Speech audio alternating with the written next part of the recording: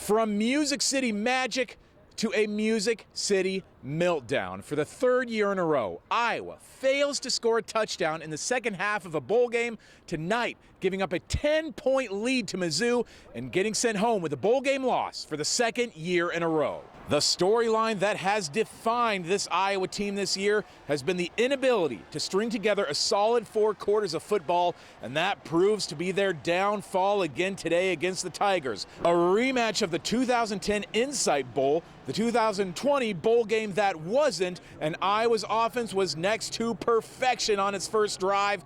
Brendan Sullivan slinging darts, drops a dandy into the arms of Addison Ostrenga. Iowa is on the move. They're playing without All-American running back Caleb Johnson, kind of a running back by committee in this game, and the vote is cast to TJ Washington to finish the opening drive. The redshirt freshman with his first touchdown as a Hawkeye. Iowa is out in front early, and after a Mizzou touchdown, the Tigers kick it deep to Caden Weegan. Big mistake. Postseason Weegan. Look at this kid find a seam. He says he's 98% sure that he's coming back next year. Well, I'm 100% sure that that's the longest touchdown in Music City Bowl history. 100 yards and his second house call of the season.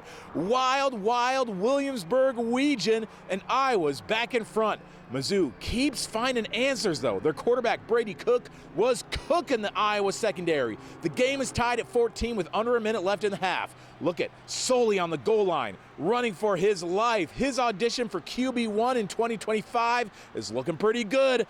Bully, Soley, he's down at the 1, and on the very next play, Kamari Moulton takes it across for his 3rd score of the year, and Iowa goes to the locker room with a 21-14 lead. In the 3rd, Iowa extends its advantage to 10 on a 38-yard field goal by Drew Stevens. The Hawkeyes, they blew a double-digit lead against Iowa State in Week 2 and again against UCLA in Week 10. It can't happen 3 times in one season, can it? Well, Mizzou starts marching in Music City. A 4-yard run from Joshua Manning trims the lead to 3. And special teams rules the day once again. In the final 11 minutes, Missouri kicker Blake Craig simply scorches a pair of 50-plus yard field goals, his last from 56 yards out. Those 2 field goals are the 2 longest kicks in the 26-year history of the Music City Bowl. Iowa gets one last grasp in the final minute. On a 4th and 1, Sullivan gets pushed backwards, and the ball is turned over on downs. That's the game. Iowa outscored 13-0 to finish the game, ending their season with a loss to an SEC team for the 2nd year in a row. We knew the quarterback was pretty talented as well. They just made some big plays. We just didn't make enough big plays in that 2nd quarter. Probably should have came up with a win, and that there's really not too much to say. We got to execute when the time is to execute, and we just got to move forward. I think there was a stat earlier I read in the year that was kind of unbelievable.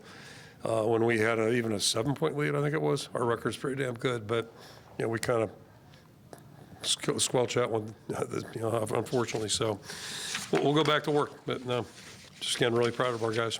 The Hawkeyes hate to see another season end in a loss, especially with this historic senior class that has to end their Iowa careers with another disappointing finish. Later in the show, Mitch Fick has more with some of these seniors who today played their final games in the black and gold. Reporting from Nissan Stadium in Nashville, Tennessee, Owen Sebring, Iowa's News Now Sports.